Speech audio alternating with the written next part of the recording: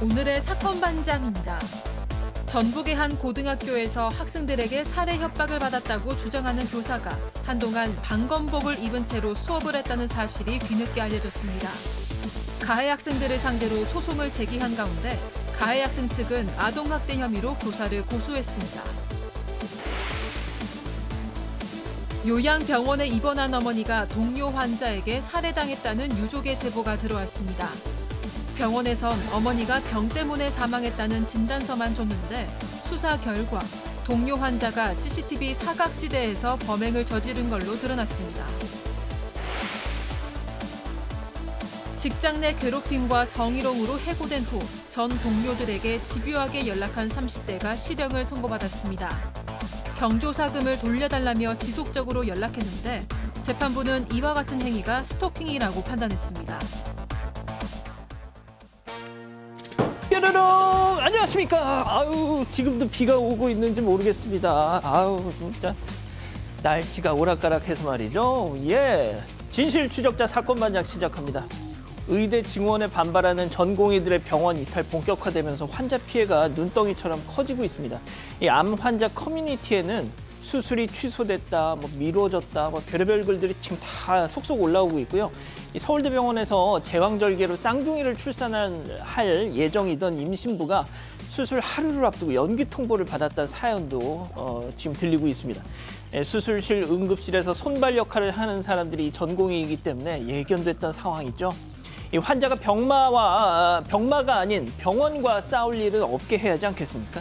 자, 부디 이 혼란 빨리 수습되길 바라면서요. 자, 오늘 출연자 소개해 올리죠. 예, 이자연 기자, 백성문 변호사, 박상희 한국열린사이버대 교수, 양재열 변호사, 그리고 박준혜 수어 선생님 나오셨습니다. 안녕하세요. 안녕하세요. 예, 사반 찐팬 초딩아들 김주원 생일 축하해 주세요 하신 감선기님, 오늘 우리 신랑 연준모 씨 52번째 생일 축하해 주세요 하신 텍사스의 율리아님, 자, 주말마다 딸이 손주들을 맡겨요. 나도 일하는 사람인데 힘들어 죽겠다 이것들아 하신 정미경님, 자, 조카 예은이 소은이에게 사랑한다고 전해주세요 하신 윤지숙님, 한국 사는 언니한테 한우 세트 보냈다가 욕만 먹었어요. 어쩜 이렇게 사진이랑 완전 다를 수가 있어 하신 뉴욕의 최경희님, 오이도 해양단지에 불법 주정차 단속을 안 합니다. 시흥시청에 신고해도 꿈쩍도 안 해 하신 최선아님, 김해시 장유동 석봉초교역 공원에 개똥 너무 많어. 산책만 시키지 말고 니들 똥 좀 치워 하신 안정자님, 자, 경북 경산의 이미경님, 모두 사랑합니다. 자, 재미는 물론 의리로 함께하는 아세사반 뉴스의 6반! 대한민국과 전 세계 동포 가족 여러분의 시선을 모아서 출발합니다.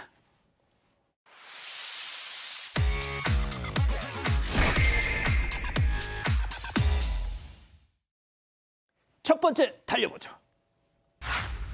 예, 자전거 타면서 휙입니다. 첫 시작부터 정말 확 끌어오르게 하는 아이템인데요. 자, 사방가족께서 직접 제보해 주셨습니다. 영상 만나보시죠. 자, 저 멀리서 자전거를 타고 횡단보도를 건너온 남자, 끌지 않고 지금 타고 옵니다. 자, 그런데 오른손에 봉지가 대롱대롱 달려 있어요. 자, 그런데 인도 쪽 타고서 쓰레기 모아놓은 곳에 툭 던지고 갑니다. 하하, 예, 바로 비닐봉지에는 쓰레기 한가득, 쓰레기 봉투도 아니고 그냥 봉투에 쓰레기 담아놓고 이거 네가 치워 하듯이 저렇게 푹 던지고 갑니다. 진짜 제가 진상들 많이 봤지만 이 인간 너무 뻔뻔해요. 일말의 양심 같은 게 없어, 아예 그냥. 그러니까 저게 쓰레기 봉투가 아니라 무언가 그냥 일반 비닐봉투에 담아서 쓱 버리고 간 건데요. 어제 인천 연수구 옥년동의 한 건물 앞 쓰레기 배출하는 곳에서 있었던 일입니다. 이 제보자는 건물 관리인이신데요. 쓰레기 툴기가 워낙 이 주변에 좀 잦아서 CCTV를 설치하고 수시로 확인했다고 하는데 잠시 자리 비운 사이에 누군가가 저렇게 또 쓰레기를 버리고 갔다는 건데요. 문제는 예. 버린 내용물이 뭐냐면 먹고 남은 마라탕입니다. 먹고 남은 마라탕을 비닐에 그냥 고이 넣어서 세상에. 그대로 저기다 툭 버리고 간 거죠. 근데 버릴 때 이걸 누가 뭐라고 할지 생각을 못 했나 봐요. 배달받을 때 붙어있던 영수증 뭐 이런 것들이 개인정보 담긴 영수증까지 지금 나오네요. 다 들려있다고 합니다. 이 제보자 왈, 아직 그대로 놔뒀으니까 버린 사람이 직접 가져가라, 이렇게 전하셨습니다. 제보자께서는 저거 툭 던지고 간 저 사람의 실명까지 저희한테 제보를 주셨지만 마지막 기회를 드린다는 차원에서 그건 공개하지 않겠습니다. 자, 다음 또 이어가죠. 편의점 난리법석입니다. 자, 이번에도 사방가족께서 제보해 주셨는데요. 영상 만나보시죠. 키우라고! 왜 죽는지 나이가 어디요 성인이면 그렇게 빨리 키우라고 여자라고 그 여자한테 키우라고 네가 이걸 공부를 해야 될 거 아이가 아니야 소문이 말이 똑바로 지금 알아보세요 가더라고 그래서 안 잡아요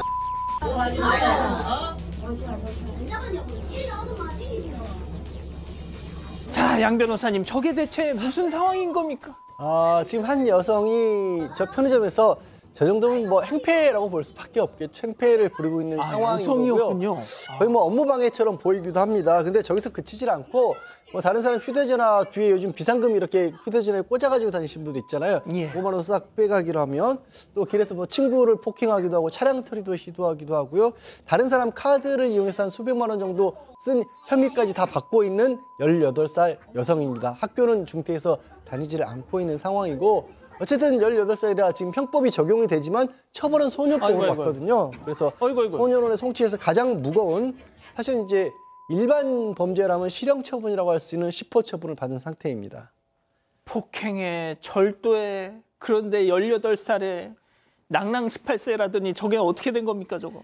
네, 뭐 학교 밖 비핵 청소년이다 이렇게 얘기를 해야 될 것 같고, 그다음에 이제 뭐 병적으로 보자면 아직 미성년자이기 때문에 품행 장애로도 볼 수 있지 않을까 싶어요. 왜냐하면 폭행에 절도에 차량 토리에 저렇게 이제 사회에서 굉장히 또 불만이 많고 뭐 이런 식인데 본인을 위해서나 사회를 위해서나 처벌이든 치료든 좀 시급하게 보입니다.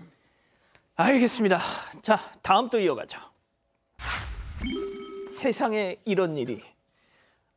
인터넷으로 말이죠. 신발을 구매하셨는데 엉뚱한 걸 배송받았다는 겁니다. 사방가족께서 제보해 주신 사건 사진으로 만나보시죠. 자, 스니커즈를 주문해서 배송받았는데 열어봤더니 슬리퍼가 있어요. 그런데 새 것도 아니야. 군데군데 저렇게 까맣게 오염까지 돼. 자, 뒤집어 볼까요 한번? 뒤집어 봤더니 야, 이거 밑바닥이 그냥 새까매. 얼마나 신었던 건지 그냥 달아가지고 무늬도 좀 지워져 있어. 자, 제가 이 제보를 직접 봤는데요. 미사일 배송 거기서 보낸 거던데 완전히 다른 물건이 온 것도 황당한데 어떻게 저렇게 한참 신어가지고 그냥 더러워진 게 왔냐 이 말입니다 이게. 그러니까 말입니다. 분명히 스니커즈를 구매했는데 헌 슬리퍼가 온 겁니다. 물론 제보자가 처음부터 완전 새 상품을 구매한 건 아니긴 합니다. 그 반품되었지만 상태가 최상인 신발을 구매를 했는데 보통 이런 경우에 포장만 뜯은 거의 새 상품이 올 거라고 기대를 하죠. 그런데 막상 배송된 걸 보니까 일단 신발 상자 자체는 구매한 브랜드가 맞았습니다. 그런데 열어보니까 전혀 다른 브랜드의 저런 헌 슬리퍼가 들어있었다는 겁니다. 곧장 고객센터에 문의를 했습니다. 그런데 고객센터에서는 포인트 10,000원 줄 테니까 반품하고 돈 합쳐서 새 거 사시라 이렇게 얘기를 합니다. 그런데 문제는 그 사이에 그 스니커즈 가격이 2배 이상으로 뛰어버린 겁니다. 어허. 그 와중에 또 그 2배 이상 뛴 것도요 품절이 됐습니다. 결국 10,000포인트 받긴 했지만 원하던 신발은 사지 못한 상태고요. 이 제보자는 도대체 어떻게 이런 일이 일어났는지 모르겠다. 앞으로는 좀 이런 일 없었으면 좋겠다면서 제보 주셨습니다. 미사일 배송에서 저런 일이 벌어질 줄이야. 자, 다음 또 이어가죠. 쭈뼛쭈뼛 귀요미들입니다. 자, 한 지구대에 말이죠. 귀여운 손님들이 찾아왔다는 건데요. 영상 만나보시죠.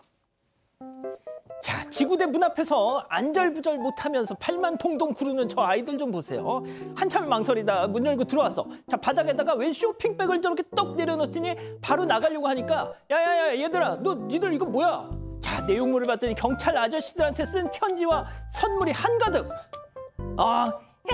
부끄러워라. 몰라 막 민망한데 저렇게 막 춤을 춰요. 자, 기특한 그 마음에 대한 보답으로 순찰차도 구경시켜주고 자, 사진도 찍어주는 찍어주는데요. 저 집에 가면서 너무너무 좋아해서 폴짝폴짝 뛰네요 진짜. 양 변호사님, 제가 오늘 개인적으로 진짜 짜증나는 일이 있었는데 야, 이 영상 보고서 정말 뭐랄까요, 힐링이 되더라니까요 진짜.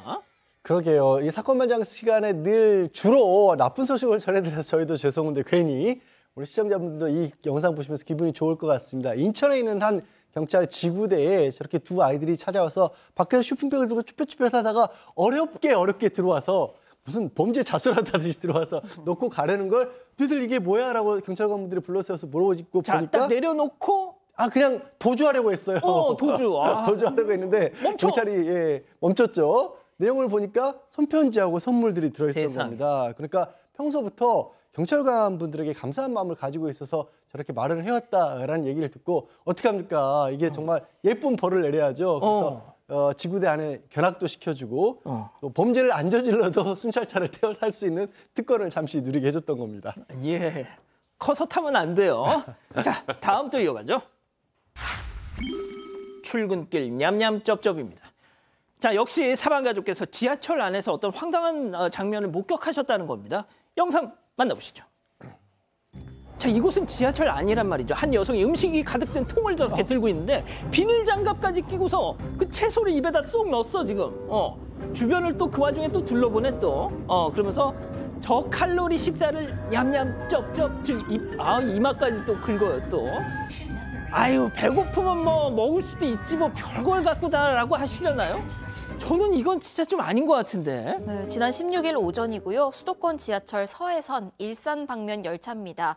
한 여성이 출근 시간대에 지하철 안에서 식사를 하고 있었던 겁니다. 이것 때문에 음식 냄새가 풍겼는데 제보자 말에 따르면요. 이날이 처음이 아니랍니다. 저 여성이 어떤 날에는 빵을 먹고 또 어떤 날에는 채소를 먹고 거의 매일같이 이 지하철에서 아침을 해결하고 있다고 합니다. 이 제보자는 지하철 혼자 이용하는 것도 아닌데 식사는 좀 집에서 했으면 좋겠다면서 제보 주셨습니다. 자, 백 변호사님, 제가 예민한 건가요? 저는 다른 건 모르겠는데 무슨 비닐 장갑까지 끼고 그걸 또 보고 또. 아예 저기서 먹으려고 처음부터 준비를 완벽하게 해갖고 왔네요. 사실 지하철 안에서 뭐를 먹고 뭐 이러는 것 자체 대부분 사람들이 어떻게 생각하시는지 모르시나 봐요. 근데 제가 뭐 많은 분들한테 퀴즈를 낸다면 지하철에서 음식을 먹는 걸 금지하는 법 규정이 있을까요, 없을까요? 없을 것 같아요. 네, 없습니다. 없는데 일단 서울교통공사 여행운송약관에 보면 사실상 금지하는 내용은 있어요. 아, 진짜요? 그러니까 다른 승객들한테 불쾌감을 주거나 피해를 주거나 불결하거나 악취로 인해서 불쾌감을 줄 우려가 있는 물건을 지참한 경우에는 제지, 운송 거절, 여행 도중 역 바깥으로 내보낼 수도 있습니다. 그러니까 다음 역에서 내려라도 할 수 있는 건데 왠지 악취? 저분은 계속 드시고 계시잖아요. 그러니까 이거는 사실 법이라기보다 하위 약관이기 때문에 이걸 와서 역무원이 제지하는 게 현실적으로 쉽지 않다라는 거죠. 그러다 보니까 저게 아무렇지도 않게 저렇게 식사를 하고 계신데 이거는 그냥 공공의 상식이고 에티켓의 문제입니다. 이 영상 혹시 보시면 반성하시고 이제 집에서 드시거나 아니면 역에서 내려서 드시기 바랍니다. 그러니까요. 알겠습니다. 자, 마지막 사연으로 가보죠. 커피 덕후 시어머니. 사방가족께서 우리 가족 여러분들의 집단 지성의 판단을 받아보고 싶으시다면서 어젯밤에 카톡으로 보내셨어요? 네, 먹기 싫은 음료를 몇 년째 강요하는 시어머니 때문에 스트레스 받는다는 사연입니다. 일단 사연자는 30대 여성이고요. 결혼 4년 차입니다. 그런데 이 시어머니가 커피를 굉장히 좋아하신다고 합니다. 그래서 당신이 커피 드실 때마다 매번 너도 한 잔 마실래? 이렇게 권하신다는 거예요. 그런데 문제는 이 사연자는 커피를 별로 안 좋아합니다. 맛도 잘 모르겠고요. 커피를 입에도 안 댑니다. 그리고 이걸 시어머니도 아주 잘 알고 계시는데 그런데도 4년간 매번 처음 물으시는 것 마냥 너도 커피 마실래? 하고 계신다는 겁니다. 그러면서 또 하루 한 잔씩은 건강에 좋다 이렇게 권하기까지 하시는데 사연자는 그때마다 편두통 있다, 커피 마시면 심장 너무 뛴다 핑계대면서 넘겨왔습니다. 그런데 지난번에는 또 말도 없이 남편 통해서 디카페인 커피를 보내셔서 이제는 커피가 꼴도 보기 싫어질 지경이라고 합니다. 그런데 또 최근에는요 어머니가 탄산에 꽂히신 거예요. 근데 사연자는 그 톡 쏘는 느낌이 싫어서 사실 탄산음료도 잘 안 먹거든요. 그래서 잘 안 마시는데도 한 잔씩 마셔봐라 이걸 또 시작하신 겁니다. 몸에 좋지도 않고 좋아하지도 않는 음료를 자꾸 권하시는데 이거 어떻게 대처하면 좋을지 고민이라는 사연입니다. 그렇군요. 자, 기다리고 기다리셨던 부처 핸즈업 타임 유튜브 JTBC 뉴스 채널과 사건 반장 독립 채널에서 8천여 분의 우리 가족 여러분 함께하고 계신데요. 채팅창에 OX로 함께 참여해 보시죠. 먼저 사연자 며느리입니다. 어머니 저는 카페인이 몸에서 받질 않아요. 도대체 몇 번을 말해야 아시겠습니까? 커피가 들어가면요 심장박동이 막 이렇게 빨라지고 하루 종일 잠을 못 자요. 맛도 모르겠어 나는.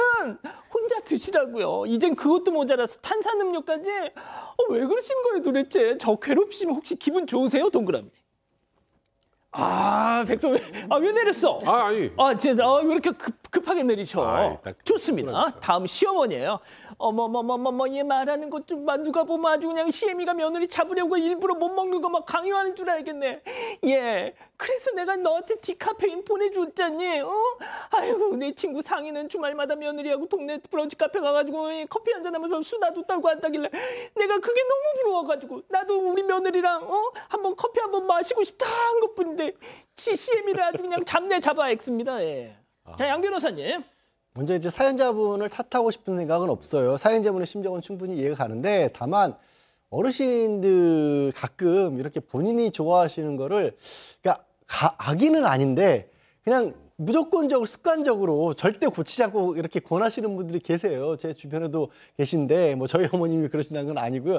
이게 같이 사시는 건 아니잖아요. 지금 보니까 남편을 통해서 디카페인 커피를 건네받았다고 보면 그러면 그냥 그때마다 귀찮더라도 좀 웃어 넘기세요. 이분이 지금 스트레스를 받으시는 건 한 번 말했으면 시어머니가 알아들었으면 좋겠는데 못 알아들으시니까 자꾸 일부러 그러는 것 같다라고 생각을 하시는데 디카페인 커피까지 골라 붙인 거 보면 일부러 괴롭히시려는 건 아니거든요. 그러니까 그냥 한 번씩 웃으면서 저 안 먹는다고 안 먹는다고 그냥 매번 그렇게 한 번씩만 해주세요. 같이 사는 건 아니시니까. 네. 저 교수님의 설명도 궁금하네요. 네, 이런 경우 왕왕 많아요. 진짜? 이러신 분 주변에 맛있는 거 이거 반찬도 좀 먹어라, 이거 좀 먹어라, 이거 반찬 먹어라 이러면 엄마 좀 그만 좀 먹으라는 얘기 좀 그만하세요라고 얘기하는 남자분들 꽤 있으시잖아요. 그러니까 어르신들 중에서 이거를 피딩하는 걸 좋아한다라고 얘기하는데 내가 먹었을 때 맛있는 거를 내 자식이나 가족한테 막 먹이시면서 너무 행복하신 어른들이 꽤 많아요. 근데 이제 그 피딩을 하는 걸 내 마음이 너무 채워지고 행복해서인데 그걸 싫어하는 자식들 입장에서는 굉장히 고역이기는 합니다. 근데 어쨌든 이 어머니께서는 디카페인 커피도 보내주신 걸 보면 커피가 너무 맛있는데 이거 좀 맛있게 한번 먹어보지라는 의도신 것 같아요. 짜증이 좀 나실 수도 있겠는데 양 변호사님 말씀하신 것처럼 좀 그때그때 잘 넘기시면 그래도 그냥 어머니가 나쁜 의도가 아니라 정말 맛있는 거 주고 싶은 의도일 것이다 생각합니다. 자, 이 기자는요. 제 생각에도 그러니까 고역이실 수는 있는데 그냥 아유 저는 싫다니까요 어머니 하시거나 아니면 입 한 입 대보시고 아우 전 역시 아닌 것 같아요 이렇게 그냥 매번 넘기시면 될 일이 아닐지 이게 스트레스라고 생각하면 더 스트레스가 될 것 같아서 X 선택을 했습니다. 자, 뭐 세 분이 이렇게 말씀을 하시니까 우리 백 괜찮아요. 변호사님의 예. 근데 4년째잖아요. 이게 뭐 그냥 몇 번 그렇게 넘어간 경우라면 모르겠는데 이게 4년 동안 주구장창 똑같이 계속 커피 얘기를 하시다가 이제 최근에 탄산으로 바뀌셨다고 하는데 그러니까 사실 뭐 말씀하셨던 것처럼 시어머니가 지금 제보자를 싫어해서 그러시는 것 같지는 않아요. 그래도 그게 계속 반복이 되면 이제 그 호의도 상대방에게 짜증으로 올 수도 있고 그 짜증이 결국 안 좋게 이게 충분히 시어머니에게 돌아갈 수 있어요. 그러니까 이거는 시어머니에게 좀 완곡하게 이 남편분께서 얘기를 하셔서 이런 부분들은 좀 정리를 할 필요가 있는 것 같아요. 저 이런 것 같아요. 그러니까 카페에 가면 커피를 싫어하는 사람들을 위해서 차도 팔고 우유도 팔고 다른 거 팔잖아요. 이건 전형적인 기호식품입니다. 근데 기호식품을 내가 하는 거를 너도 똑같이 하라고 4년째 강요하는 거. 이게 한두 번이라면 지금 이 세 분의 말씀이 맞는데 이게 4년째라는 게 문제인 거죠. 뭐 반박하실 말씀은 없으신가 봐요. 아니 사람이라고 하는 게 그렇게 4년째잖아요, 강요라뇨. 4년째. 4년을 함께 살았다라고 하면 저도 충분히 너무 스트레스 있을 수 있겠다라고 하지만 못 바뀌는 습관이라는 게 있어요. 아까 이제 저도 처음 들어본 용어입니다. 피딩이라고 먹인다라는 건데 그런 마음가짐이 있으신 분이에요. 나쁜 마음도 아니고. 그래서 이거를 스트레스로 받아들이면 이 스트레스가 되지만 못 바뀌는 서로가 잘 찾아보면 저도 그런 게 있고 아마 백 변호사는 굉장히 많을 것 같고 뭐가요? 주변 사람들이 불편하게 하는 나쁜 습관들이 있어요. 하지만 그런 거 큰일 났네. 견뎌가면서 사는 거예요. 그 털도 잘 안 깎고 다니잖아요, 백 변호사. 다 보고 넘기는 거예요. 인신공격을 하는데 와, 이걸 털 얘기까지 여기서 나왔어. 이거랑 분석해서 커피랑 털이랑 10년째 보고 있어도 말 안 하잖아요. 진짜. 괜찮아요. 커피랑 야, 털을 거기서, 등가루 놓으셨어. 갑자기 인신공격 들어오시네요. 야. 근데 그리고 또 시어머니께서 이게 애정 표현이기 때문에 사실 뭐 좋은 표현은 아닌데 그래도 막 애정 표현으로 집에 와가지고 냉장고 다 뒤집어 엎으시고 막 내가 주는 음식으로 꽉꽉 채우시는 각종 이제 우리가 애정 표현이 있는데 그래도 자식한테 뭘 먹이고 싶은 거니까 이거 제 생각에 4년 아니라 안 없어질 가능성이 높거든요. 그러니까 좀 지혜롭게 잘 이렇게 넘기시는 걸 빨리 만드시는 게 더 낫지 않을까. 그렇군요. 자, 우리 가족 여러분들은요? 네, 일단 안홍기님 싫은 건 그래도 싫은 거죠. 스트레스 받을 정도인데요 하셨고요. 사랑한스프님 저희 시아버님은 20년째 우유를 권하세요. 저는 우유 소화 못하거든요. 그냥 매번 싫다고 합니다. 이렇게 말씀 주셨습니다. 그런데 령님 사연자분이 약간 예민하신 것도 같아요 하셨고요. 클레니님 솔직히 혼자 먹으면서 권유도 안 하시는 제 시어머니보다 100번 나으세요. 또 이런 의견도 주셨습니다. 그렇군요. 브랜디 K님, 이게 뉴스냐? 뉴스 아니야? 자, 사건반장 제보 메일과 카카오톡 사건반장 제보 채널에서는 우리 가족 여러분들의 많은 사연과 제보 기다리고 있습니다. 자, 지난주 축구 국가대표 감독에서 경질되고 자연인으로 돌아간 위르겐 클린스만 감독 70억 원 가까이 되는 위약금 이거 다 가져갈지 말지 초미의 관심인데요. 자, 온 국민을 스트레스 받게 했지만 정작 본인은 공돈을 벌게 돼서 마냥 기분이 좋은가 싶습니다. 무슨 근거로 그런 말을 하냐고요? 자, 보시죠. 샌프란시스코 교민이신 사방가족 김민영님께서 촬영해 보내주신 건데요. 약 8시간 전쯤 현지 시각 오후 5시쯤 LA 뉴포트비치 카페에서 누군가와 함께 저렇게 밝은 얼굴로 담소를 나누고 있더랍니다. 헤이 마이클, 나 꽁돈 벌었어. 커피 내가 살게 하는 느낌까지 드는데요. 아, 정말 전 세계 곳곳에 포진한 우리 사방가족의 힘 글로벌 사건반장 30초 후에 뵙겠습니다. 콘드로이친, 이젠 검증이 필요하겠죠.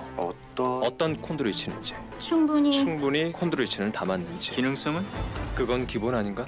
관절이 기억할 만하네. 이름값이란 이런 것. 관절엔 콘드로이친 1200. 당신의 하루가 더 컬러풀해지려면 영양은 더 멀티플해야죠. 건강은 기초 영양에서 시작되니까. 센트룸은 22가지 비타민 미네랄을 빈틈없이 채워줍니다. 영양은 멀티플, 인생은 컬러풀. 센트룸.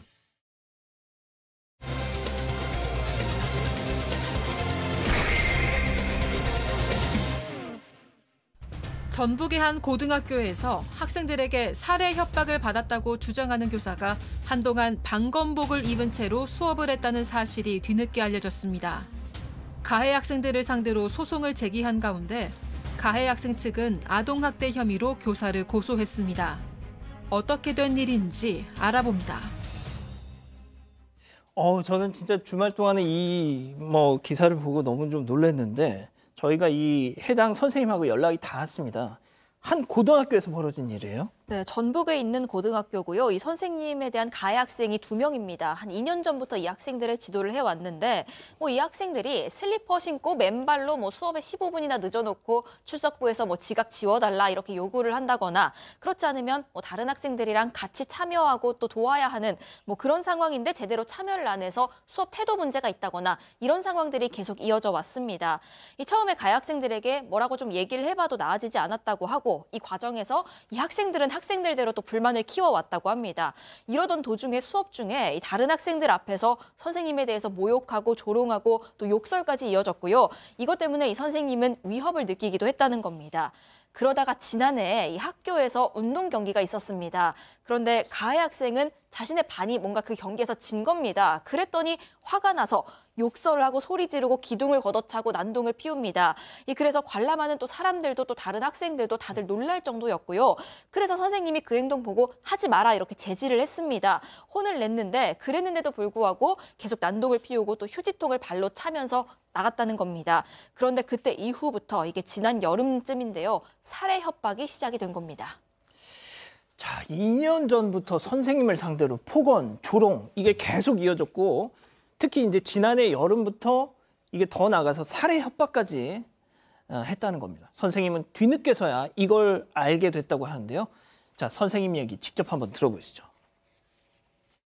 저 새끼 죽여버린다 그런 이제 화가 많이 난 어투를 했고 이제 사회적으로도 작년 그맘때가 살해 협박과 흉기 난동 그리고 고등학교 은사를 찾아가서 칼부림이 있었기 때문에 거기에 편승됐는지 이 학생이 그 이후부터는 이제 저를 칼로 찔러 죽인다는 이제 구체적이고 정말 무서운 말들이 시작됐다고 하더라고요. 그런데 이제 그 친구가 어느 시점부터 교실, 그 복도, 학교에서 소리를 지르면서 칼로 찔러 죽이겠다, 가만 안 두겠다. 그리고 그 정도가 이제 제 가족까지 향하니까 학생들이 걱정이 돼서 그냥 찾아가서 이런 살해협박까지 있는 게 너무 무섭다.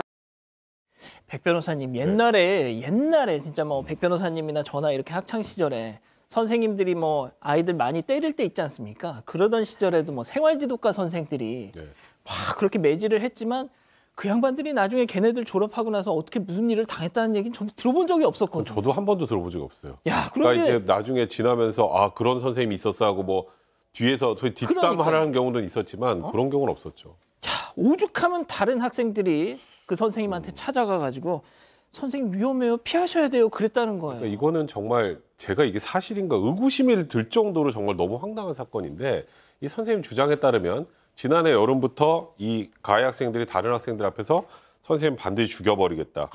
흉기로 신체 어느 부위를 찔러서 죽인다. 우리는 미성년자니까 형사처벌을 받지 않는다. 그러니까 괜찮다. 가족까지 죽여버리겠다. 이런 얘기들을 했다라는 겁니다. 근데 그거를 이제 다른 학생들이 듣다가 아 이건 도저히 안 되겠다. 선생님한테 알려야겠다라고 해서 지난 9월에 이제 선생님에게 이 얘기를 해준 겁니다. 학생들이 오죽하면 선생님을 흉기로 찔러 죽인다고 했다. 위험하니까 피하셔야 합니다. 이런 얘기까지 했다고 해요. 그리고 심지어 이 아이들, 그러니까 저 가해 학생들로부터 그런 얘기를 들었던 아이들이 이에 대한 사실 확인서까지 적어줬다고 합니다. 와, 양 변호사님, 이게 그냥 넘길 문제가 아니잖아요. 그러니까 뭐 어떤 분들은 아이 그냥 허세를 부리는 한 얘기겠지라고 생각할 수도 있는데 아니 저는 이거 약간 좀 선을 넘은 것 같아요 지금 이건. 왜냐하면 뭐 홧김에 한두 마디 한 번 이런 게 아니라 굉장히 구체적으로 반복적인 언행이 지속됐고 다른 학생들도 위험하다고 느낄 정도였다라는 건 아니겠습니까? 그러면 뭔가 조치가 필요하겠죠. 그래서 이 선생님도 제도적으로 교권보호위원회가 있기 때문에 그래서 이걸 학교장과 학교 교감에게 알리고 지금 다른 학생들로부터 사실 확인서도 받아냈다고 했지 않습니까? 예. 다른 학생들도 심각하다고 생각하니까 선생님께 그걸 써준 거예요. 그렇죠. 이걸 제출하면서 교권보호위원회를 열어주시고 분리조치를 하고 저한테 특별휴가를 주시면 저도 지금 상담을 좀 받아야겠습니다. 너무 두렵습니다. 라고 그렇게 학교 측에 요청을 했다라는 겁니다. 그런데 제가 최근에 교권과 관련돼서 얘기가 나올 때 늘 공통적으로 나오는 상황이 있어요. 교장 선생님이나 교감 선생님이 아무 조치를 안 취해주는 겁니다. 이 선생님의 주장이긴 합니다만 교감 선생님이 이거 법적으로 이 아이들이 써놓은 거 사실 확인서 별 효과가 없다라고 해서 교권보호위원회 같은 것도 좀 열어주지 않으셨다라는 거고요. 그리고 전수조사를 하긴 했답니다. 근데 전수조사를 하는데 다른 학생들하고 분리를 안 한 상태에서 그러니까 이 선생님이 그 가해 학생들을 가르치고 있는 상태에서 전날에 그냥 전수조사를 하겠다라고 통지를 했다라는 거예요. 그러면 이런 식의 얘기를 하는 학생들이 다른 학생들 사이에서는 그런 학생들에게 편안하게 대해줬을까요? 선생님한테 이렇게 하는 학생들이 다른 학생들도 굉장히 심각하게 불편하겠죠. 물론 이건 선생님 측의 주장이긴 합니다만 학교에서 문제 해결에 굉장히 소극적이었던 것 같아요. 자, 보세요. 생각해 보세요. 선생님은 가족까지 죽이겠다고 협박한 애들 누군지 알잖아요. 자, 그런데 걔네들이 이렇게 노려보는 그 앞에서 수업을 하셨어요. 자, 두려움과 공포 엄습했겠죠? 자, 휴가도 받지 못하고 가해 학생과 분리 조치도 되지 않은 상태에서 결국 방법은 이것밖에 없었다는 겁니다. 체크포인트 짚어보죠. 그렇습니다. 방검복. 무슨 얘기인지 이어서 들어보시죠. 그래서 부인은 학교를 가지 마라. 저는 안 가게 되면 무단 결근이고 오히려 내가 피해를 본다. 부인이 이제 인터넷으로 구매를 해서 이걸 오빠가 입고 출근하지 않으면 자기가 학교에 같이 출근을 하겠다. 1살 되기 어린 딸 업고 가겠다. 제발 가족 생각해서 이걸 입어주라. 그래서 처음에는 그게 더운 계절이었지만 창피해서 그걸 입고 위에 외투를 입었어요. 두려운 거죠. 분당으로 이동하는 순간에도 계단이나 복도에서 저를 갑자기 찌르면 갑자기 공격을 하면 저는 무방비니까. 자, 어떤 분들은 저 방검복 입고 저 셀카 사진 찍은 걸 보고 아유 선생님 좀 이상하다 이런 막 댓글도 다시던데 저게 말이죠. 그 아내분한테 그 인증샷을 찍어 보내라고 이제 약속을 해서 저렇게 보낸 거예요. 네, 사실 그 아내의 마음이 충분히 이해가 가요. 지금 선생님이 1살 배기 어린 딸이 있대요. 그러니까 우리 아이 아빠가 학교 가가지고 그 아이들이 게다가 아주 구체적으로 살해 협박을 오랫동안 했잖아요. 게다가 아이들 학생들이 있는 데서 정말 막 모욕도 주고 뭐 이런 상태에서 무슨 일이 일어날 수도 있다라는 두려움이 왜 없겠습니까? 또 선생님 역시도 사실은 잠이 안 오고 구토가 나고 했고 찔리는 악몽까지 꾸셨다라고 하셨어요. 이것도 불안증이 충분히 누군가가 계속해서 죽이겠다고 얘기하면 이런 증상이 있을 수 있죠. 이렇게 일주일가량 방범복을 입고 출근을 했고 그쯤에서 특별휴가와 병가가 받아들여졌고요. 그래서 이제 병원 그 정신과의 닥터도 6개월 이상의 휴직을 권고한다라고 얘기를 했고 이 이제 정신과 진단서를 또 학교에다 제출했다라는 거예요. 그래서 좀 병가를 내셨고 그때쯤 또 돼서 학교 교권보호위원회가 열려서 출석 정지 권고 조치가 내려졌다고는 합니다. 그제서야 이제 교권보호위원회가 열렸군요. 자, 그런데 이 가해 학생 측 출석 정지 이건 안 돼. 뭐 말도 안 돼요. 저 억울해요. 뭐 이랬다는 거예요, 지금. 그런데 게다가 그 전에 그 출석 정지 나온 데 대해서도요. 이 전달받은 처분 결과 통지서 보면 사유가 나오잖아요. 그 사유를 보면 학생들이 선생님에게 사과하고 싶어 한다. 그리고 반성하고 있다. 뭐 이런 것들이 이유로 들어졌다고 합니다. 하지만 정작 이 선생님은 단 한 번도 사과를 받은 적이 없습니다. 다만 지난해 9월에 이 학부모 한 명으로부터 전화를 하긴 했는데요. 그 당시에 상대 학부모가 선생님에게 뭐 하자는 거야? 이런 식으로 얘기를 했다는 겁니다. 그래서 그 당시 전화를 끊었고 그 뒤에 오는 연락은 받지 않은 바는 있습니다. 다만 여기에 대해서도 이 교권보호위 관계자는 그때 뭐 그 사과하려고 했던 거 아니냐, 그 사과를 왜 안 받았냐 이런 발언을 하기도 했다는 겁니다. 이게 정말 어떻게 사과라고 볼 수 있는지 도대체 무슨 맥락인지 알고 싶어서 당시 그 회의 관련해서요 정보 공개 청구를 하기도 했는데 받아들여지지 않아서 그 이유까지는 알 수가 없었습니다. 현재 일부 가해 학생 그리고 보호자가 이 정도의 어떤 교보위 처분에도 불복해서요 행정심판 제기한 상황입니다. 이걸 또 납득 못해서 불복해가지고 뭐 행정심판을 제기했답니다. 근데 행정심판 제기한 건 양반이네요. 그게 끝이 아닙니다. 이 선생님을 아동학대 혐의로 고소까지 했어요. 전가의 보도. 아동학대. 뭐가 과연 아동학대인가 보니까 2년 전에 이 선생님이 아이들이 학교에서 담배를 피니까 당연히 피지 말라 그래야 될 거 아니에요. 예. 근데 아이들이 이제 머리를 들이밀면서 반발을 했고 그래서 학교로 데려가려고 이렇게 소매를 잡아 끈 적이 있었는데 이걸 폭행당했다, 아동학대 당했다는 주장을 한다고 합니다. 이건 선생님의 주장인데요. 일단 그 당시 무슨 일이 있었냐면 흡연지도 과정에서 다른 장소로 이동해서 얘기를 하자 이렇게 아이들한테 얘기를 했고 그래서 둘이 있게 됐고 말이 다른 상황이 계속 이어지니까 그냥 서로 사과하자 이렇게 얘기가 됐는데 그 당시 아이들이 선생님한테 뭐 학교 교감, 담임 뭐 다 찾아가서 선생님이 때렸다 이렇게 주장을 했다고 해요. 선생님은 학교 측에 폭행한 적이 없다. 폭행을 만약에 했으면 이런 상처 같은 것이 있을 거 아니겠느냐. 예. 그 사진이라도 있느냐 그랬더니 당연히 없었고 근데 그 당시 이제 화해를 하고 끝이 났다고 합니다. 담임 선생님이 이 아이들을 데리고 와서 다 화해했는데 지금 이걸 아동학대로 고소를 하는 거는 2년 전의 일을 이건 명백히 보복성으로 하는 행위일 거라고 지금 선생님은 생각하고 계시고 그리고 이 아동학대 관련해서 또 다른 아이들한테 위증하라고 막 협박하기도 한다고 합니다. 그래서 다른 학생들이 공포심을 느낀다 이러면서 선생님한테 얘기까지 했다고 하는데 이 가해 학생들 얘기 이렇습니다. 선생님이 우리 싫어해서 대학 못 가게 하려고 우리 인생 망치려고 하는 거다. 이런 얘기를 하고 다니고 있다고 합니다. 양 변호사님, 담배 피우는 애들이 언제부터 아동이 됐어요? 아동학대라뇨. 그러니까 진짜 법이라고 하는 게 정해진 그대로 법문을 가져다 끌어다 쓰는 게 법은 아니죠. 사실 법을 그렇게 만들어놨을 때 취지라는 게 따로 있을 텐데 너무 남용되는 경우고 이 경우에도 지금 선생님이 계속 주장하고 있는 것 중에 하나가 학교에서 보호를 제대로 못 받았다라는 겁니다. 아까도 말씀드렸지만 지금 제도적으로는 굉장히 많이 보강해 놓은 부분들이 있습니다. 교육청 하에 교권보호위원회가 있고 교권보호위원회에 신고를 하게 되면 필요한 절차들이 있고요. 근데 이 선생님은 그런 절차들이 지금 제대로 지켜지지 못했다라고 주장을 하시면서 본인이 지금 사법부 아마도 이제 뭐 변호사를 선임하거나 해서 지금 법정 싸움을 하고 계신 상황인 거로 보이거든요. 사실 그 법정 싸움을 하는데도 원래는 지원책이 있도록 돼 있는데 그게 제대로 작동을 하고 있는데도 의아하고 다시 한번 말씀드리지만 이런 일들에 있어서 교장 선생님이나 교감 선생님의 역할이 굉장히 중요해 보이는데 얼마만큼이나 역할이 있었던 건지 물론 제가 알려지지 않았기 때문에 제가 모르는 것일 수도 있습니다만 늘 공통돼 보여서 제가 안타까운 마음에서 좀 드립니다. 진짜 뭐 미국 영화 같은 데 보면 그 고등학교 선생님들이 진짜 방탄복 같은 거 입고 막 뭐 총 가지고 다니고 그러잖아요. 혹시 모르는 상황에 대비해서. 와, 진짜 우리나라에서 이런 일이 벌어질 거라고는 정말 제가 꿈에도 생각을 못 했는데 말이죠. 알겠습니다. 첫 번째 사건 정리하고요. 두 번째 사건 이어갑니다.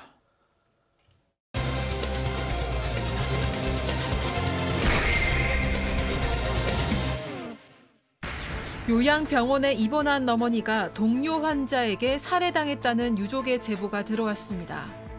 병원에선 어머니가 병 때문에 사망했다는 진단서만 줬는데 수사 결과 동료 환자가 CCTV 사각지대에서 범행을 저지른 걸로 드러났습니다. 사건의 내막을 들여다봅니다. 자, 사방가족께서 어머니의 억울한 죽음을 밝혀달라고 제보를 주셨는데 하필 이게 또 어버이날 하루 전에 벌어진 겁니다. 네, 지난해 5월 7일이었습니다. 제보자의 80대 어머니는 이 경기도의 한 요양병원에 입원해 있는 상태였는데 이 말씀하신 대로 다음 날 어버이날이었기 때문에 이날 면회를 갈 예정이었다고 합니다. 그런데 이날 새벽에 병원에서 다급하게 전화 한 통이 걸려옵니다. 그 어머니가 심정지가 왔다. 그래서 대학병원으로 옮겨가야 한다라는 내용이었습니다. 다급하게 병원으로 달려갔는데 어머니는 이미 숨진 뒤였고요. 심지어 사후 경직까지 다 진행이 된 그런 상태였습니다.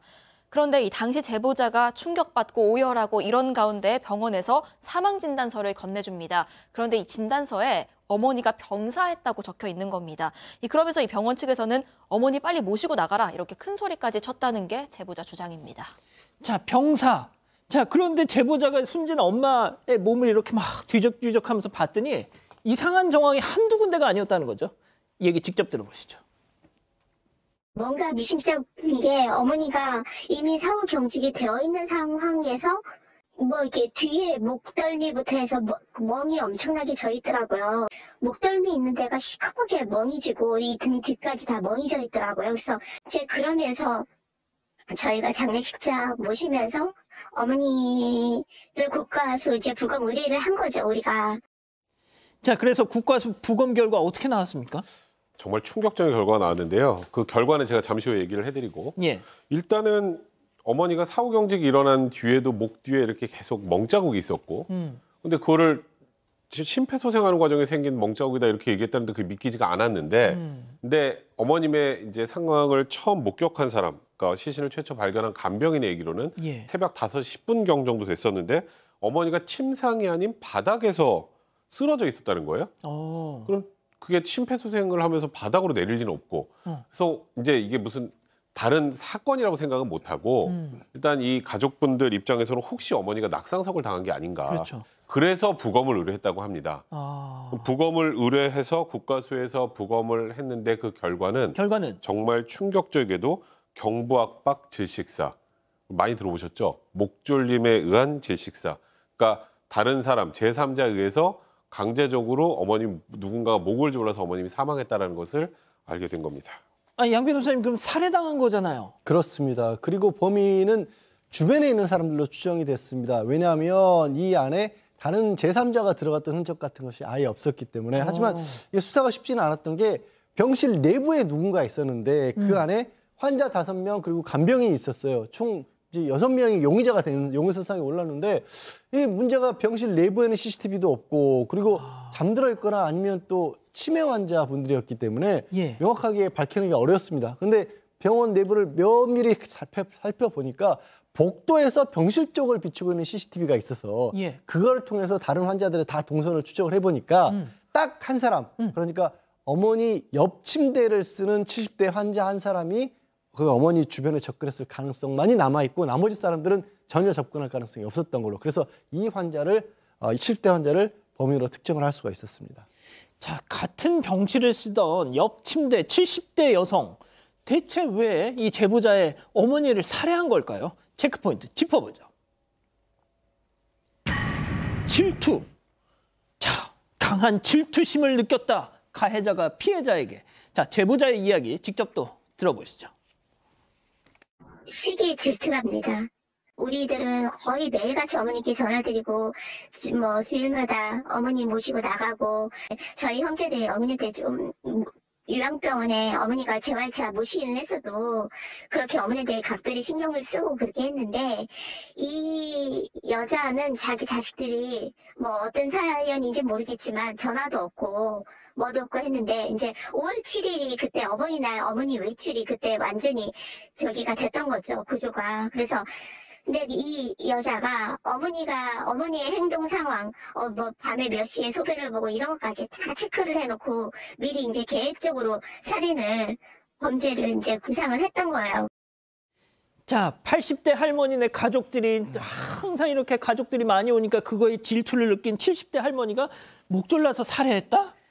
아, 네. 정말 갑갑한 그런 사건입니다.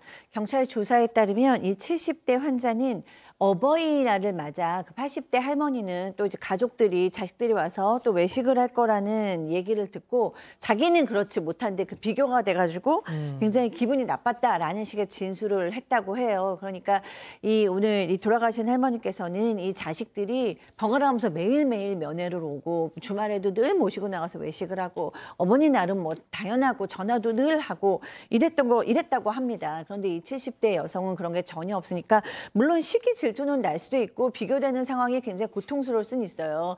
그렇다고 해도 70이시면 어른이고 이렇게 참아야죠. 그런 비교를 가지고는 마음은 괴롭혔지만 어떻게 다른 쪽으로 풀던가 참던가 아니면은 병원에 얘기해서 방을 좀 바꿔달라 이렇게 솔직하게 얘기를 해야죠. 그렇다고 해서 옆에 있는 환자를 계획적으로 뭐 소변 넣는 그런 시간까지 다 체크해서 이 제보자 말씀에 의하면 미리미리 계획적으로 살인을 한 것 같다고 하는데 정말 있을 수 없는 일이 일어났습니다. 아니 6년 넘게 가해자와 피해자가 한 병실에 있었다는데 이 정도면 뭔가 좀 전조 같은 게 있지 않았을까요? 네, 일단 이 두 사람이 전부터 사이가 안 좋았다는 게 경찰 조사에서도 드러났습니다.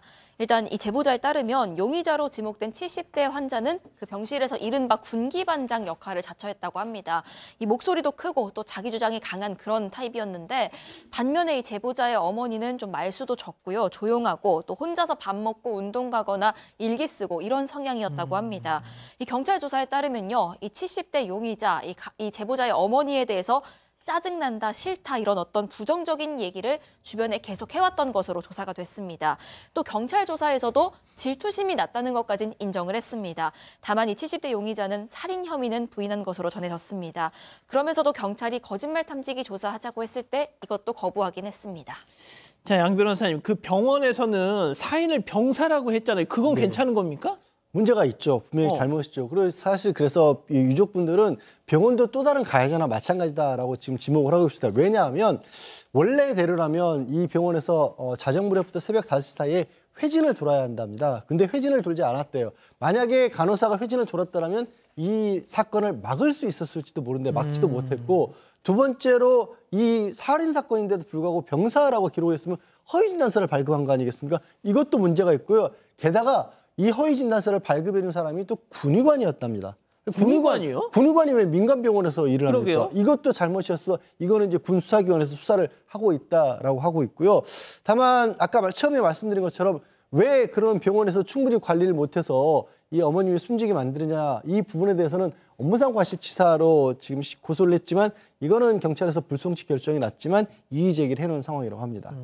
백 변호사님 지금 그럼 그 70대 할머니 살인 피의자는 지금 어떤 상태예요? 살인 혐의로 불구속 송치됐죠. 아마도 지금 거동도 불편한 상황이니까 도주 우려가 없다, 증거인멸의 우려가 없다고 판단해서 일단 불구속 상황인 것 같습니다. 건강상의 이유로.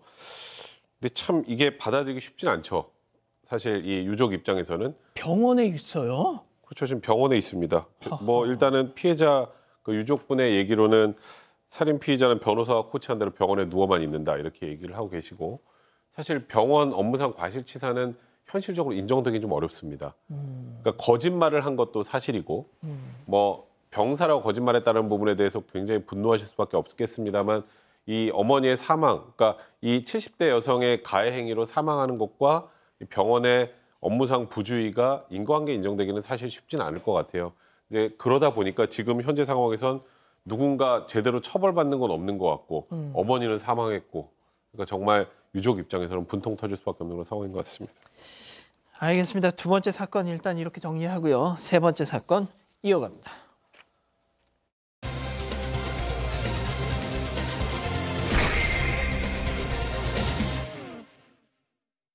직장 동료로부터 성희롱과 괴롭힘을 겪은 20대 여성, 결국 회사에 신고하게 됩니다.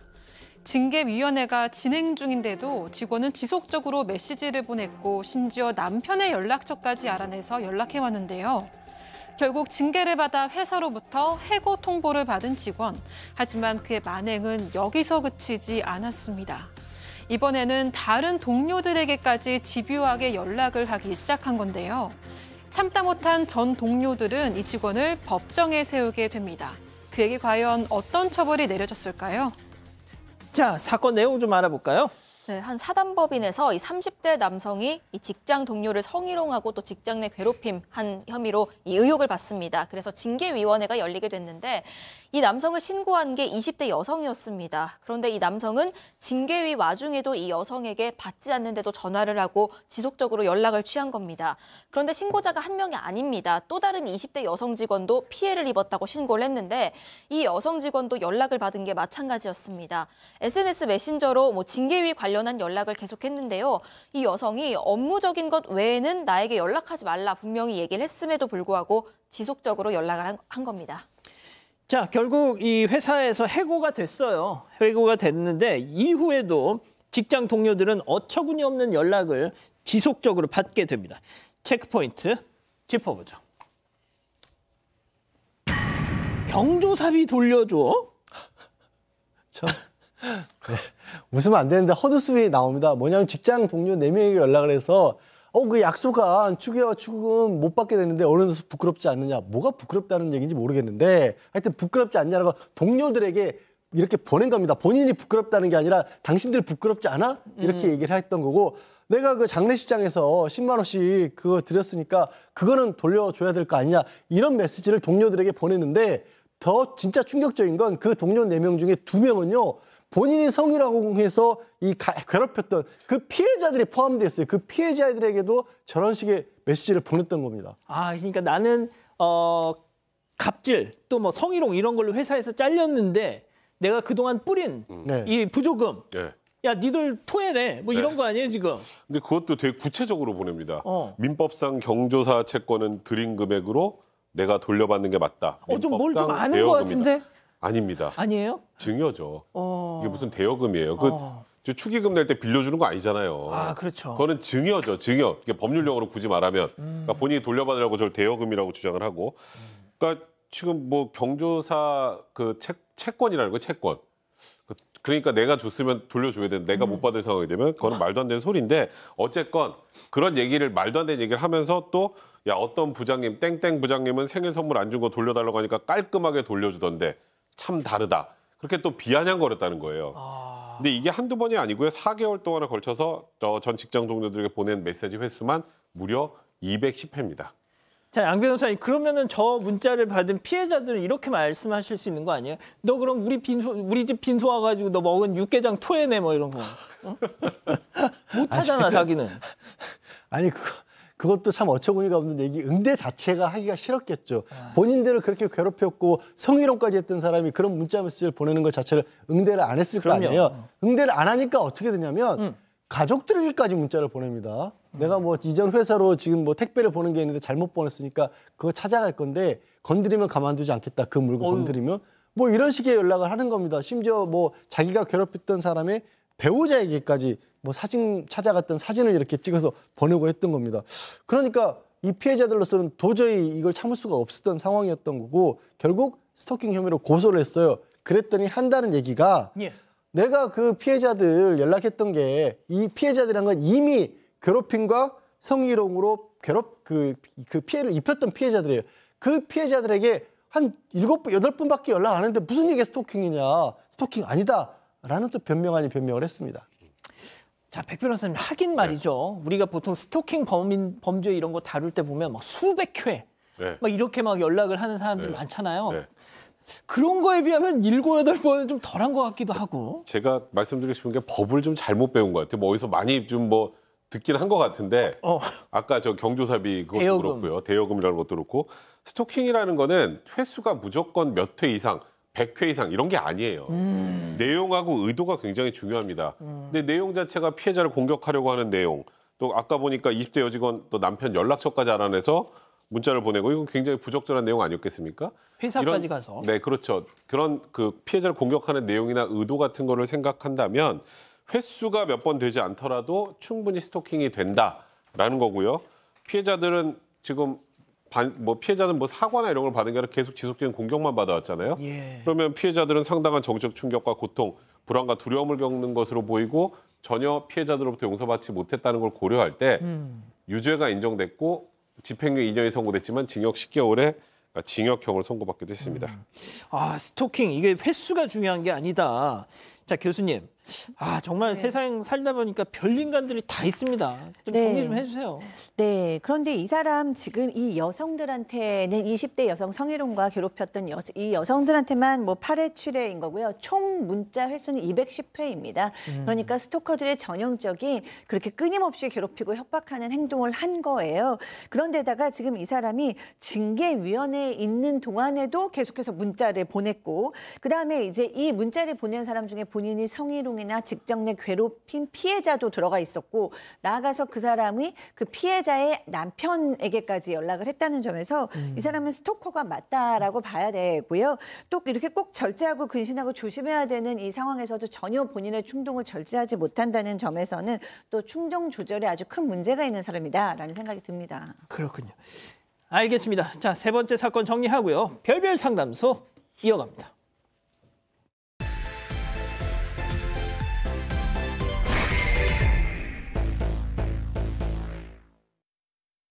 결혼 17년 차로 남편과 시어머니 그리고 하나뿐인 딸과 함께 살고 있다는 50대 여성 강 씨. 그동안 가계부 앞에서 한숨 짓는 날들이 참 많았다고 합니다.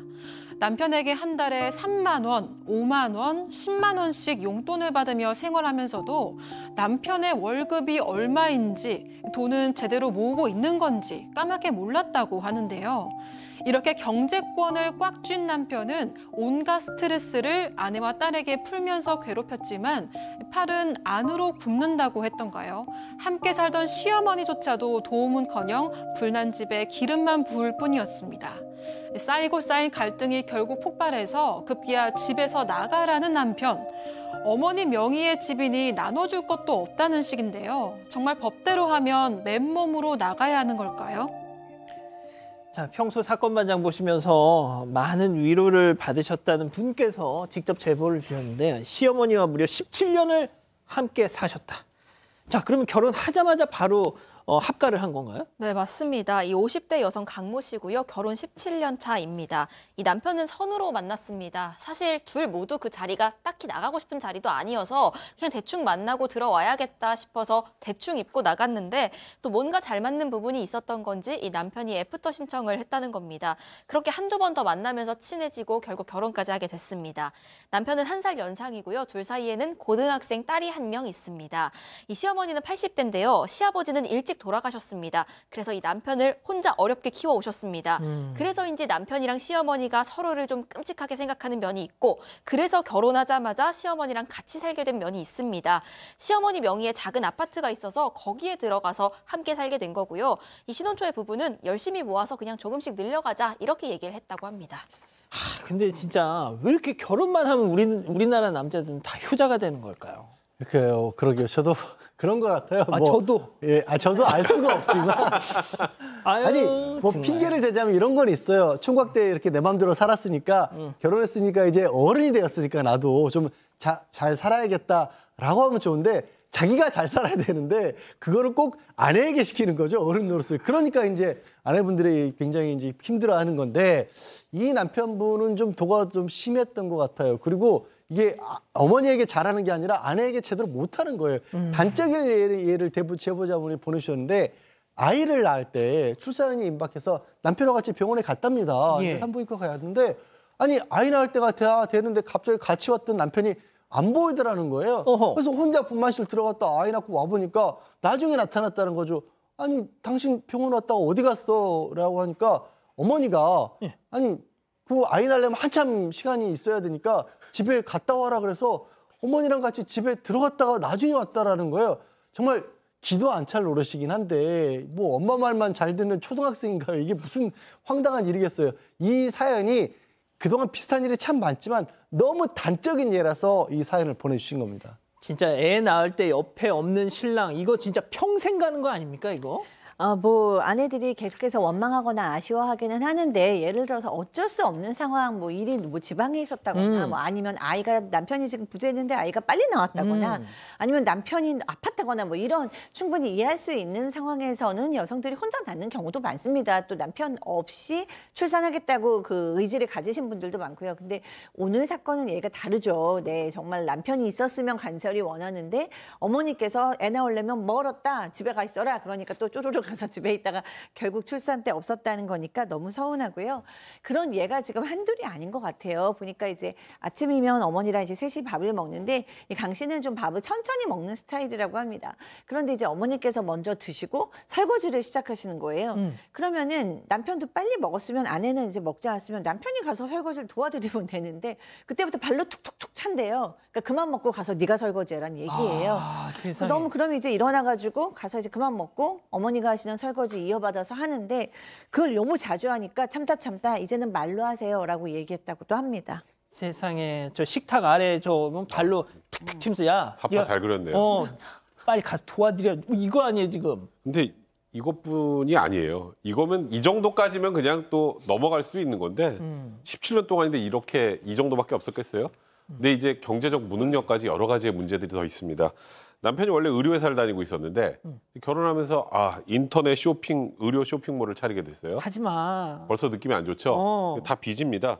사업 시작한 지 얼마 안 됐다는 이유로 신혼여행도 못 갔습니다. 아이고. 그리고 당연히 초반에 매출이 안 나왔겠죠. 나오네요. 주문 건수 0건. 총 매출 11만 원. 그러니까 남편이 그 당시 직장을 다니고 있던 아내한테 SOS를 칩니다. 나 좀 도와줘. 그래서 아내는 다니던 직장도 관둡니다. 남편 쇼핑몰에 같이 매달려서 일했는데 잘 될까요? 근데 그 사이에 딸도 태어났어요. 그러니까 일하고 육아 병행을 하느라 정말 아내는 파김치가 돼 있었는데 문제는 둘이 같이 일했으니까 퇴근을 같이 하겠죠. 예. 딱 같이 퇴근하는 순간 남편은 쉽니다.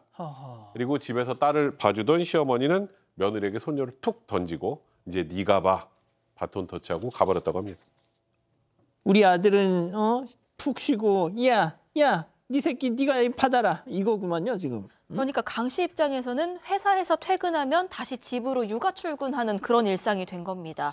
이렇게 고생을 하다 보니까 건강도 많이 안 좋아지고요. 갑자기 기절한 적도 있었다고 합니다. 아이고. 그래도 남편 사업 잘 되게 해보겠다고 열심히 노력을 했는데 그래도 수익이 나질 않습니다. 그러다 보니까 점점 생활비도 줄어들고요. 이 남편은 남편대로 생활비 아껴 쓰라면서 강 씨한테 가계부 쓰라고 강요를 하는 겁니다. 그리고 그걸 스트레스를 주면서 다 검사를 합니다. 지출, 수입 이런 걸 다 확인하면서 조금이라도 틀린 게 있으면 불같이 화를 내고요.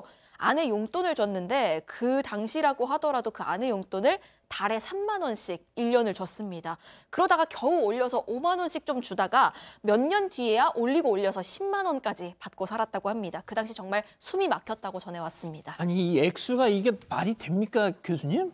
그러니까요. 아무리 15년 전이라고 해도 한 달에 3만 원을 주면은 뭘 어떻게 하라는 건지 알 수가 없네요. 밥 한 끼 못 사 먹는 거죠. 친구들 못 만나는 거죠. 애한테 뭐 케이크 한 번 제대로 못 사주는 거죠.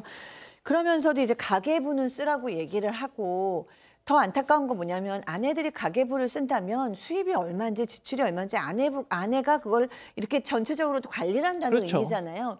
근데 지금 이 남편이 얼마를 버는지 우리 집 수입이 얼마인지 아내는 몰랐다고 합니다. 그러니까 무조건 이제 가부장적이고 약간 폭군적으로 남편이 돈 관리는 다 잘하고 요만큼 생활비 주면서 그거에 대해서는 완벽하게 가계부를 쓰라고 하는 거예요. 그러면서도 이제 어쨌든 경제권은 딱 남편이 쥐었으니까 아내가 우리 얼마 모았어요? 가끔 물어보면 2천만 원.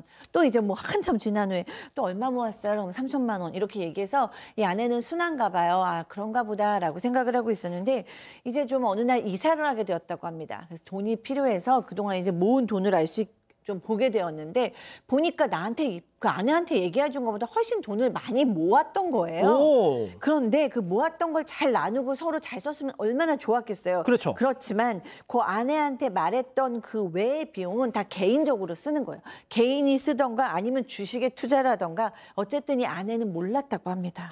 주식으로 돈 좀 벌었습니까?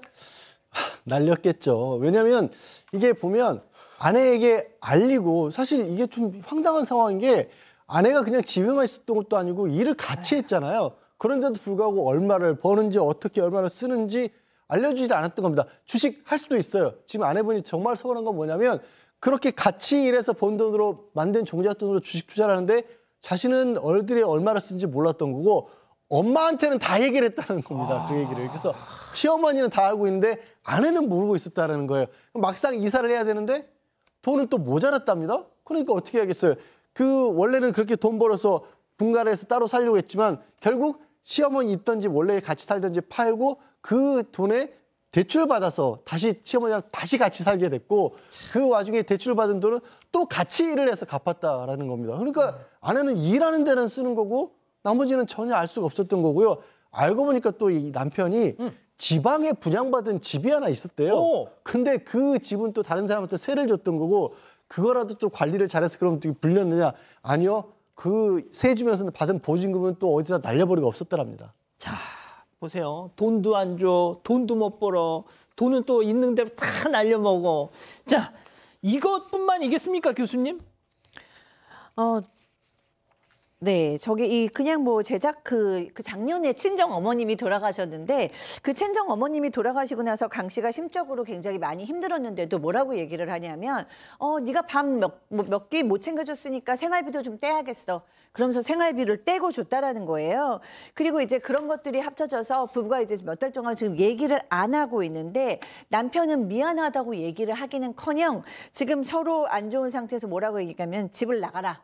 이제 집을 나가라라고 얘기하면서 애 데리고 나가면 5천만 원도 주겠다라고 얘기를 한 상태예요. 그러니까 아빠로서도 책임감이나 딸에 대한 지금 애정이 없는 거죠.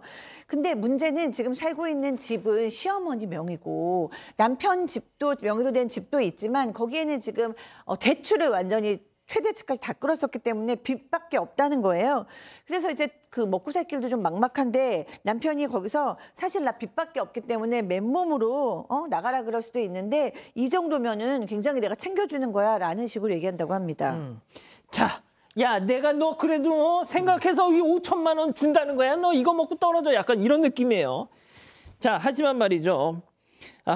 제일 힘든 건 또 따로 있답니다. 여기서 또 있대요. 직접 들어보시죠. 제가 살아온 과거와 제가 그동안 일했던 것들, 살아왔던 게 다 부정당하는 느낌이에요, 사실은. 그게 제일 힘들어요. 정말 최악은 아닐 거야 라고 믿고 이러면서 지금까지 살아왔는데 그 결과가 이거라는 생각에 그게 힘든 거예요. 애들 살 것만 만들어 놓으면 살아왔으니까 그렇게 그냥 살면 된다고 생각하는데 분한 거죠. 그동안 내가 이렇게 바보같이 살았던 거. 자, 오늘의 궁금증 짚어봅니다. 5천만 원 받고 나가라는 남편. 재산 분할 받으려면 정말 이혼밖에 없는지 묻고 계십니다. 현실적인 방법이 그렇습니다. 사실 왜냐하면 이분 이제 그냥 사실 가상원 전담을 했다 하더라도 15년, 17년 이렇게 되면 상당 부분을 재산 분할을 받을 권리가 있으십니다. 게다가 이분 같은 경우에는 같이 회사에서 일을 했었지 않습니까? 그래서 그 노동력이라는 것도 분명히 기여가 돼야 되는데 문제는 재산이 어떤 형태인지 전혀 감을 못 잡고 계신 것 같아요. 현금 자산이 어느 정도는 있는 건지 이 명의가 중요한 게 아니라 남편에게 과연 잇따른 집, 주식은 어느 정도 가지고 있는지 이거를 알아내려면 남편이 자발적으로 알려주지 않는 한 이 법원을 통해서 알아낼 수밖에 없거든요. 법원을 통해서 알아내려면 이혼 소송을 제기할 수밖에 없는 그런 문제가 있는 거예요. 그러니까 17년 동안 이분이 믿고 있었던 것 때문에 지금 얼마가 있는지를 모르시니까 답답하신 거잖아요. 맞아요. 근데 그걸 강제로 알아내려면 법원을 통할 수밖에 없는 거죠. 자, 백 변호사님. 네. 일단은 지금 제일 문제가 또 본인이 사실상 시어머니 명의 대출금 부부가 다 갚았다 이렇게 얘기를 하는데 이거는 재산분할 대상으로 할 수가 없습니다. 현실적으로. 처음부터 남편이 이제 이혼할 거를 생각해서 본인 재산을 시어머니 명의로 옮겨놨다면 그거는 어떻게 받아올 방법이 있는데 이거는 이혼할 당시에 부부 공동명의 재산을 가지고 나누는 것이기 때문에 이건 현실적으로 받기 어려워서 사실 조금 전에 양재 변호사 얘기하셨던 것처럼 남편의 다른 재산이 있는지 여부를 기초로 해서 기여도를 따져야 될 것 같습니다. 그럼 백 변호사님도 약간 이혼을 좀 고민하시길 권하시는 거네요. 지금 상황에서 같이 살 수 있을까요? 저는 개인적으로 그런 생각 좀 그렇군요. 자, 교수님. 네, 지금 오늘 이 강 씨께서 너무 착하셔가지고 지금 고통을 많이 겪고 계시는 것 같아요. 게다가 저쪽은 또 시어머니와 남편이 똘똘 뭉쳐서 한 몸처럼 움직이기 때문에 모든 고통을 지금 2배로 받고 계시는데 저는 17년 동안 점점 더 이런 증상이 심해져 왔던 남편이나 시어머니가 시간이 지난다고 해서 더 좋은 사람이 될 것 같지는 않습니다.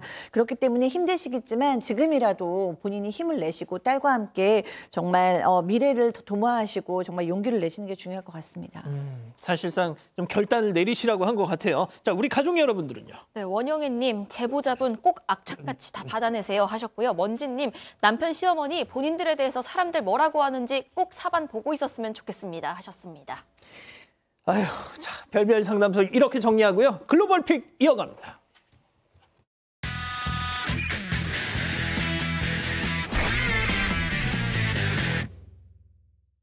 호주로 가보시죠. 네, 오토바이 한 대가 차 옆 좁은 통로로 조심스레 지나갑니다. 그런데 옆을 지났던 이 차, 이 방향을 틀어서 돌연 속도를 붙이더니 오토바이를 그대로 들이받아 버렸습니다. 뭐야 이거? 공중에 붕 떠오른 오토바이 운전자는 하필이면 또 맞은편에서 오던 차에도 부딪히면서 끔찍한 사고를 당하고 맙니다. 뭐야 이거? 이 문제는 오토바이 운전자가 차 옆을 지날 때 발생했습니다. 오토바이 운전자가요, 차 사이드 미러를 주먹으로 쿵 쳤던 겁니다. 오토바이 운전자는 가해 차량이 무리해서 추월하고 위협 운전을 했기 때문에 경고 차원에서 쳤던 거라고 주장을 했습니다. 차량 운전자가 이렇게까지 보복을 할 줄은 상상도 못했던 거죠. 아니 그렇다고 사람을 치면 어떡해. 이 운전자의 부상 심각했습니다. 온몸에 타박상은 물론이고 골반이 부러져서 쉽게 움직일 수도 없는 상황에 놓였습니다. 이 무엇보다도 오랫동안 꿈꿔오던 킥복싱 챔피언의 꿈마저 빼앗겨버리고 말았다고 합니다. 자, 다음은 미국으로 가보시죠. 네, 경찰이 저 멀리 달아나는 차 한 대를 빠르게 뒤쫓고 있습니다. 바로 도난 차량이었는데요. 쫓고 쫓기는 추격전 끝에 저 차량 속도를 이기지 못하고 중앙분리대에 부딪혔습니다. 그 도난 차량 드디어 멈춰 섰습니다. 그리고 차 문이 열리는데요. 당시 상황 먼저 보고 오겠습니다.